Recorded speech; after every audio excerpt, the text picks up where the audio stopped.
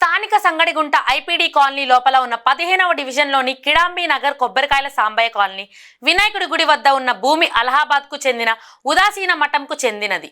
పాత గుంటూరులో దీనికి దక్షిణాది మఠం కార్యాలయం కలదు. ఈ మఠానికి సంబంధించి స్థానిక సర్వే నంబర్ 1010 నుండి 1182 వరకు ఉన్న ఎకరా 91.33 సెంట్ల భూములు గుంటూరు బైపాస్ సమీపం వరకు కలవు. 2006 సంవత్సరంలో ఈ మఠానికి సంబంధించినటువంటి భూమి ఆస్తులను ఎటువంటి అన్యాక్రాంతం కాకుండా ఉండటం కోసం వాటి సంరక్షణ కోసం దేవాదాయ శాఖలో విలీనం చేస్తూ మఠం నిర్వాహకులు, మహంతులు, పీఠాధిపతులు దేవాదాయ శాఖ వద్ద పబ్లికేషన్ చేయించుకోవడం జరిగింది.